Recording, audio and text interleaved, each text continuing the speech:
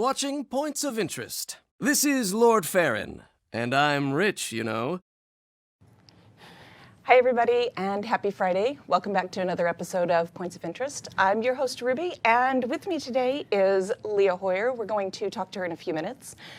We've still got the Mordrem invasion going on this week. We're all about Mordrem, and you guys have been great about providing feedback. I just want to let you know we really, really appreciate that, and please keep that coming in our official forums. We are looking, so thank you guys.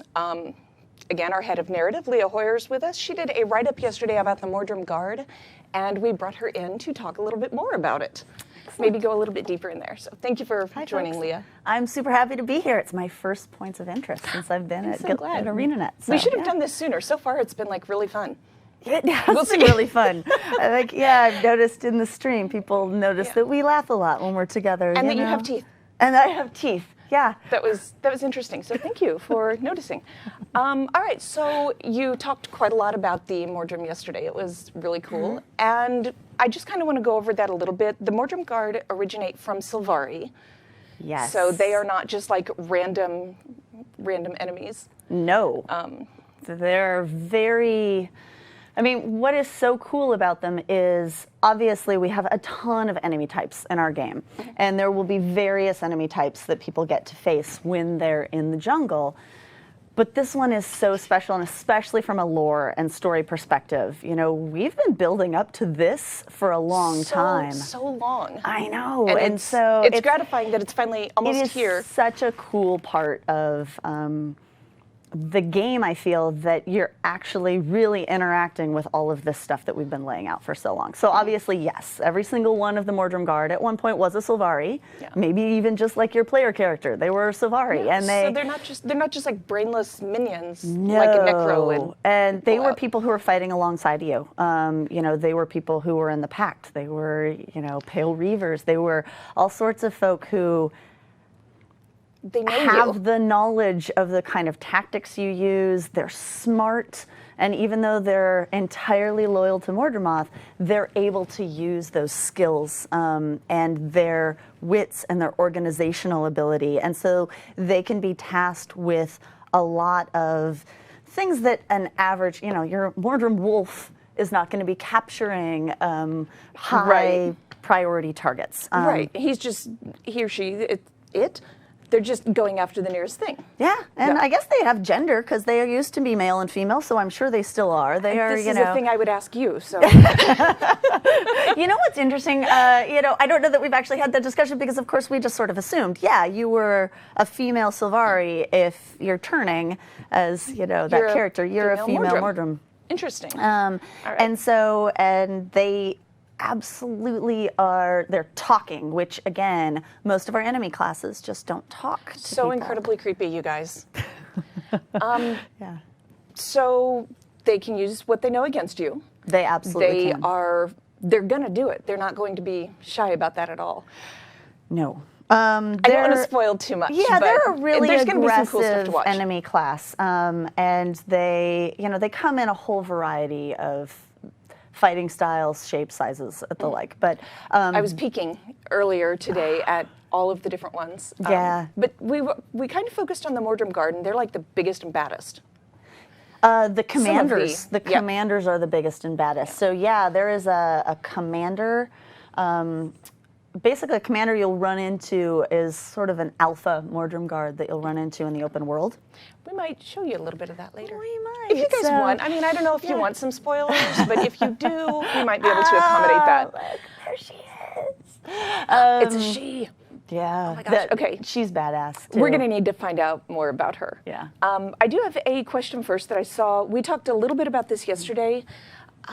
As far as the Nightmare Court, are these guys related to are they part of the Nightmare Court? How do these two things fit together? That is a really good question. I thought it was. So I will say, I don't want to give too much away because we actually do dive into that quite a bit in Hot.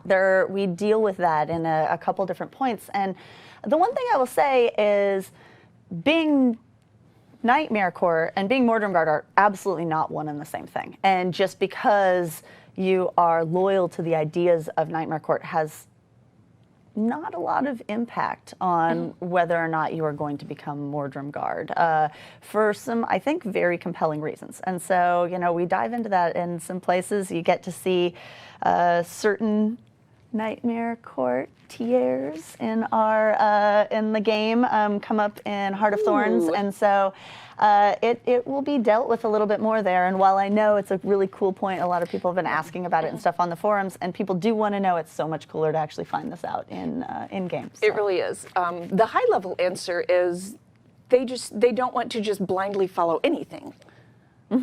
So that's kind of where we're going with that. And Leah's right, there's a lot more to tell you guys. So once Hot, we are so close. Hot is coming. Oh, believe me, I know. We are aware. We are very, very aware. Yeah, it's actually cool. And for those of you, like some on Twitter and forums and stuff, we've been talking about the fact, like, all of our voice recording is done. And so on the story side, like, we've been done with the high level story for actually quite some time now, but the execution of it always takes time. And obviously, when design's changing and other things, your story is going to have to. The story isn't adapting. The story's not necessarily changing as we're doing it, but we need to find maybe new lines to cover things, new ways to work with some of that, new ways to make sure that everything is clear. And you're always making those refinements as things go on. So, but it is cool that right now we're really starting to put the final button on all of our story production. And yeah, I'm super excited for people to be seeing it. I am too. So we were both down in Burbank last, gosh, was that in July? It feels like it was 5 minutes ago, but we were just down in Burbank. We were both there for a voice recording trip. And even just like last week, I was going through, trying to figure out all of this video footage from those sessions I had. And I was like, okay, what am I allowed to, what can I talk about before Hot? What has to wait? And there was even then a lot of, oh, well, no, we're not using that anymore. That has changed. So it changes true. so rapidly. I have no idea how you keep up with it. I admire you guys so much for being able to do that. And that's why I try to be in the booth for almost all of our recording sessions, because it's quite possible that something changed 2 days ago and you realize that the line that's currently written doesn't quite impact the new, say maybe you've just moved people to the other side of the room, but they're that much closer to the door rather than the window, and so the line has to change. And these are things that we, to some extent, obviously you do a ton of planning, and 95% of the lines this doesn't apply to, but those ones that it does, like, you really hope you catch it. Yes. And so it's a really fun part, though, I think, of the job, is how dynamic this whole thing is, and how there are so many moving pieces that come together, and so many moving pieces that come together to create story. And I think that that's one of the things that we talk about so much here, and I talk about with fans all the time, is that really a cutscene, the dialogue, the text you may read is such a small part of the actual story. It's not, the characters and how they move and how they look and how they sound and the weapons that they carry and the way that they fight with you. All of that is just so critical. And so narrative is constantly working with audio and art and design and tech and all these other people many teams need to try and bring this together and make sure that it feels really immersive. And I think the Mordrem Guard, bring it back around to that. I know, it's so much fun to talk about this. I was like, this is kind of a tangent, but it's fun, and it's working, so we But can the Mordrem Guard is a really good example of that, because obviously they are a critical enemy class, which is crucially important to the design of the game. The gameplay and all of that we wanted, and design actually wanted, a sentient, talking enemy class. And that's, thankfully it wove in so nicely into all of the story stuff that we were working on, and that was so great. And then to work with them really closely to make sure that you could see so much about their character and so much about where they came from and how their lives have changed so much, recently, through the gameplay, through the art, through when you look at the actual physical presence of a Mordrem Guard, so many things about them have changed. Obviously, they're still humanoid. They still very much look like a Sylvari, but they have hulked out a bit. They've gotten a bit bigger. Good description. Yeah, they've gotten Olive, what we tend to think of Sylvari as being fairly leafy and fairly soft creatures, they all develop a really a hard outer like a kind of bark, bark-like, so that they've got a nice kind of armor that makes them much harder to kill than your average Sylvari. Duly noted. Yeah. So as you're designing all of this, here's a question I have seen over and over, and I've had myself. I know you guys wanted to know, how is this going to affect me as a player if I'm Sylvari? Because I have 2 or 3 Sylvari in my character lineup. I mean, if you've played the Beta Weekend events, if you're Sylvari, you hear Mordrem. He's in your head. He is. So I'm pretty excited about a lot of the stuff we're doing with Sylvari. I don't want to give away too much about the kind of things that are going to happen. But you will absolutely have a significantly different experience playing a Sylvari than playing one of the other races. And I think a lot of that comes into the way the world interacts with you. There's obviously going to be a certain amount of prejudice out there that's working against you as a Sylvari because, you know, a ton of people trusted their Sylvari friends, their pact comrades, who turned on them, who in large part caused the fleet to crash down into the jungle. Well, we've seen Canuck saying, "I'm not the enemy. We're not the enemy. Stop treating us like we're the enemy." Absolutely. So and we've come across this. And those, you've got close friends who are Sylvari, even if you're not playing Sylvari, who are going through this experience with you. And you definitely are still hearing the voice of Mordrem, and that is the one. It's both a curse, but it's also a power when you're a Sylvari to kind of know a little bit more of where the dragon's coming from. And sometimes you do get let in on a little bit of extra information, or certain people, while most people may distrust you, some people may trust you more. And there are certain things you'll find in our first story mission, like once you get into the jungle, there are several moments, and a lot of people who've been able to play our beta weekends have seen some of that stuff that comes up. And, you know, do you want to talk about something maybe they haven't seen? Sure. So this story step that's coming up, there's a Sylvari who's really having a difficult time fighting against Mordrem's influence. And that's, on that path B that so many of you have been like, when do we get to choose the other path? Wait, that's where that is? Yeah. Leah, open it up.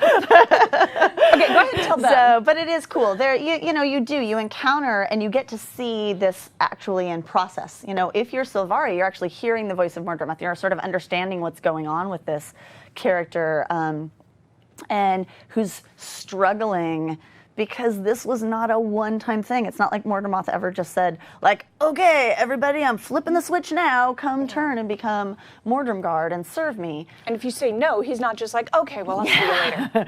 It will absolutely continue to poke at you and be like, hey, no, this is your true purpose. You know, it's just inevitable. Keep coming. And you run into Pact Sylvari, who is really struggling with this right now. And I will say the way in which you interact with them and sort of the outcome of that actually will change depending on if you're Sylvari or you're not. That's a small but good example of some of the many things that are peppered throughout HOT that make it different. Yeah, we've already, and that's like we said, we've seen little indications of that, and that's story path A. Right before you get to that, absolutely, there are some NPCs saying, "No, you're Sylvari. I want nothing to do with this." Yep.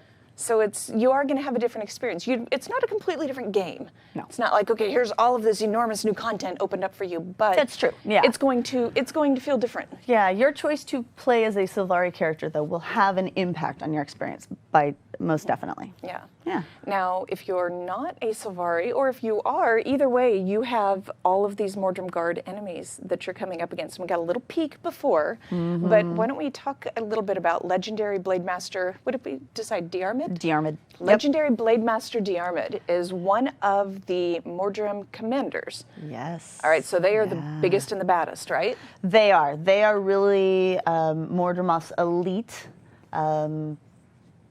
Mordrem Guard. And Diarmid is the commander who is in the first map that you encounter. And she's kind of a badass. She's very much amazing and scary. Well, yeah, There's and one look at picture of that her. character. Like, she's just so cool. She is. First of all, she's got multiple weapons, and I noticed they're that. all She's like a daunting. big cheater pants. I started going through the weapon that list what and we're going, calling it these hey! days? Yeah, it's so she has a great sword. She's got dual sword. She also has a bow. See? This is not okay. So you have to be able to deal with her quite differently depending on, you know, how she's attacking you at that point. There's like and massive arrows, just tons of arrows Yes. and killer AoE. when she's got her bow out, you better be careful because she is constantly launching like literally hundreds of arrows, and you've just got to get out of the way of those things. And it's something that I'm excited for people to get in and see this one. This is the only one we're really going to talk about, but there are others and other maps. So we don't want to spoil everything for you guys. But so we have Diarmaid's another pretty look cool. we have another look at Diarmaid too. I think there's a second picture of her that we could take. Yeah, that full-length picture is incredible.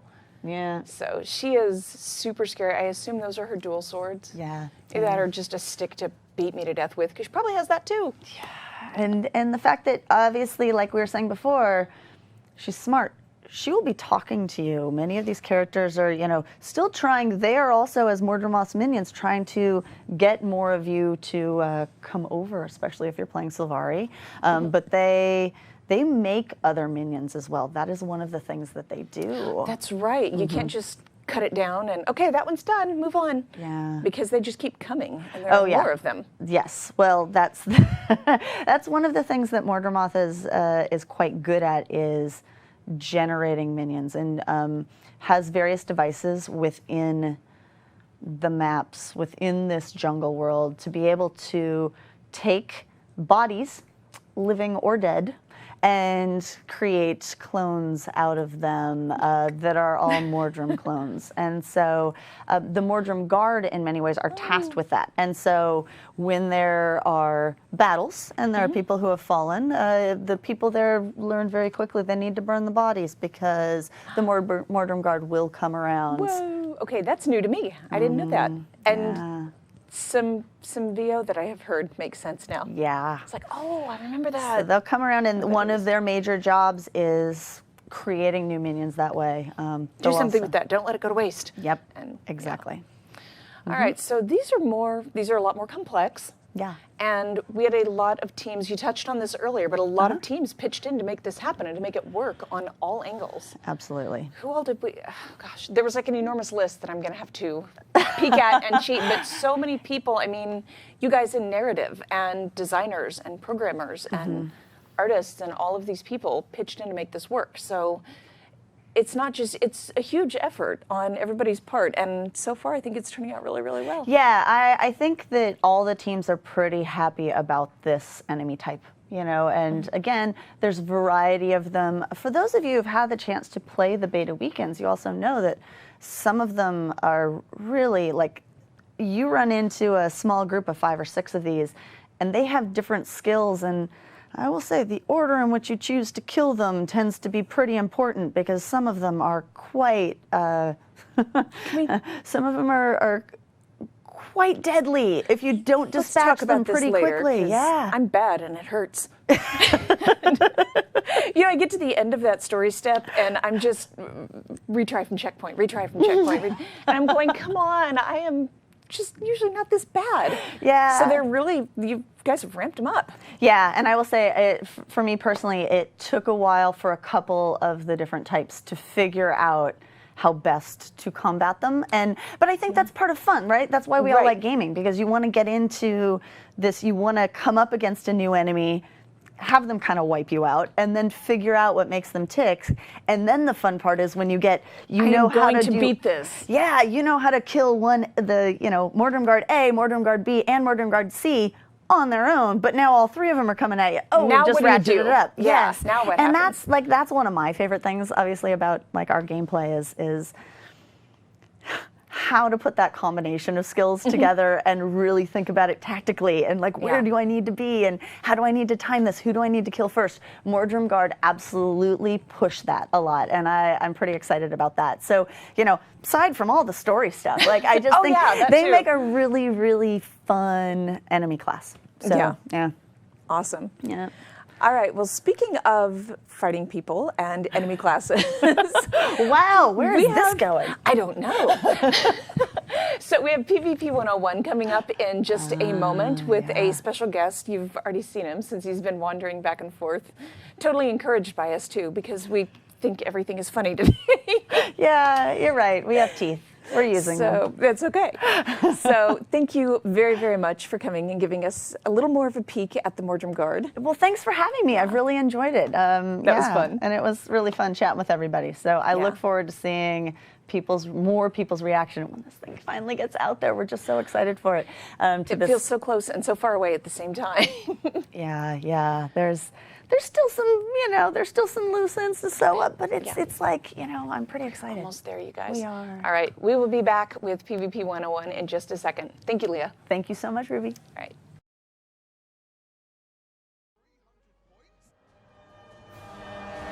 The decap, we've seen a boss kill. We are less than 100 points behind. No. This is going to be another epic.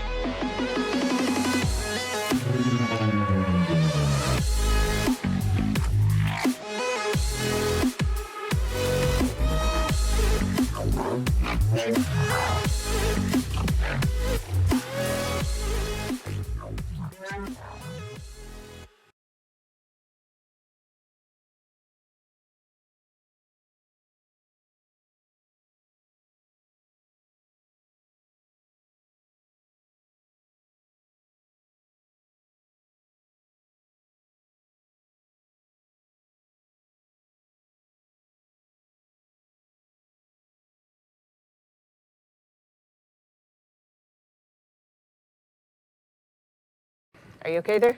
You all set? Yeah. Okay. So, we had some microphone issues, but we're all good now. So Jebro is visiting Seattle for a few days, so he came to not replace Hugh, but just give Hugh a little break on PvP 101. No one could do that. It's impossible. Do you have any stories? Did you bring stories? Because story time with Hugh. I don't really have many stories. I'm sorry. That's okay. I'm not as quite just make the stuff up. storyteller as you. I'm good about travels and stuff, but people Nice. probably don't want to hear about that. They want to probably hear about Guild Wars 2, I suppose. I personally like the stories about travel, but that's okay. Okay, that's all right. So what we are going to talk about today, we've talked a lot on PvP 101 about using meta battle to find builds and learning to use them and getting better as a PvP beginner. Yeah. But once you find a build you like, read up on it, load it up and take it out for a test drive. We want to talk a little bit about how to use that. What's your next step? How do you get better, get good? And we have introduced the new stats page in game. So I brought Jebro on to talk about that and kind of walk us through it a little bit. Yeah, I mean it's. So we used to have the old stats page. So as you can see on screen, it's just a video on my channel where I just kind of talk about it. But Thank basically, there's no worries. There's been a couple of additions. Now it depends if I mean, in general, it's not massively important to know how much your damage you're doing or healing and whatnot. But if you're a new player, especially, and you think, in other games, maybe you've got some kind of damage meter or heal meter and stuff like that. But here, you've actually got, an amount of healing you've done. So if you've gone into a game, say you're a Bunker Guardian, you've gone to Meta Battle and you've picked like Altruistic Healing Guardian, staff. Mace, shield, whatever you want to use. Yeah. Really like that. And then you've got like an Elementalist and you're playing Dagger. They do a lot of kind of passive healing as well as going through their water attunements and whatnot. Yeah. So you kind of want to know if you're doing that well. Yeah. So why don't we start, where do you find this? If you you guys aren't familiar, this shows up at the end of the match. Yes, I mean right at the end of the match. So you've got the team point score as you can see on the screen, and it's on the third tab. So where it is right now on the screen, you can see it on the stream. You can see different stats right there. So it's the third tab. So you can click on that. You can print screen, so you can check all your stats later, and you can keep a little folder of your stats and see how maybe you've improved. So as a team coordinated together. If you're a bunker guardian, you want to be in team fights as an example. And a bunker guardian, if you're new to the game, he is very supportive. He removes conditions. He gives out healing, and you can see all of that info on the stats, like how many conditions you've removed, how much condition damage you've put out. So if you're a condition, if you're an elementalist, say, and you're putting out burning and you're putting out damage in conditions, you can see how much that's ticking up. So you can test it as a class, especially if you're solo. Yeah. That's pretty nice. How much of this kind of damage did I do? How many buffs did I give to my allies? How many conditions did I remove? Yeah. All of that, and as you're tweaking a build too, if you start getting adventurous and making your own builds, moving away from meta battle a little bit, which I will totally confess I have not done. I'm still relying on meta battle very heavily after a year, but that's okay. I mean, meta battle was great for like the meta wonderful. builds. It's perfect. Really, really good because they're the builds that like the top players are playing. So you're definitely on the right track. Yeah. To be like those guys who are kind of shaping the way the scene is, the PvP. Oh, I scene love it. is. I absolutely love it. So if you're working with one of those meta builds and want to see, all right, am I getting better? Where do I feel like I'm lacking on this? This is the tool to say, all right, like you said, screenshot. I've screenshotted a couple. I can look at one. I can look at the next one and see if I improved by focusing on this, that, or the other. Yeah, I mean, it's all very relative to what situation you're in. It's just really, it's quite a nice guide to see, I played this game, same map, fairly same team comp that we have. We've been going to the same similar situations. Am I putting out enough damage? Am I putting out enough healing? And in this game, I was doing, like 2 or 3k less, which is probably not much in terms of healing, really, because you can see the stats on the board are quite extensive there. If you look at, I was playing like a good breakdown. Yeah, it is, especially for like, in this build here on this screen, it's a Mesmer PU Shatter build. So all that direct damage you can see is on the top left-hand side. So you can see offensive, defensive, and also the final and the supportive line as well. So it's kind of nice. Like the first day, sometimes these things sneak through and we don't really pay attention to them. But I enjoy this just because I guess it might also be a little bit selfish. I like to see how much healing I'm doing. It's self-improvement. Yes, self-improvement. See how I spin that? That was good. Thank you. You can be selfish too if you want. Yes. So, yes. yeah. Yes. I mean, and when you're like solo queuing, it's really useful. I mean, I don't look at it all the time, but it's nice to know at the end of the game, it's that extra bit of stat, and it just it's a sign of things to come. How maybe these things are being thought about, and that's how I would think about it anyway. And yeah, I like it. It's just that extra addition to PvP, which just adds a little bit. And it's pretty simple. Pretty self-explanatory. It's a pretty simple breakdown, but it is an incredibly helpful tool. So if you have not used it, that as a beginner in PvP, or if you're a little more casual like we are here on PvP 101, it's really, really helpful just to snap a screenshot of that at the end and use that as a learning tool and to improve your gameplay. Completely. So, yep, this was a pretty simple one. There's not a lot to delve into, but thank you, and thank you for helping us find that. No worries. All right, guys, that was all we have for this week. So I will see you next week on PvP 101 and Points of Interest, and I'll see you this weekend in game. Thank you, Jebro. No worries. Bye, guys. See ya. This has been Lord Farron, and you've been watching Points of Interest. And I'm Rich,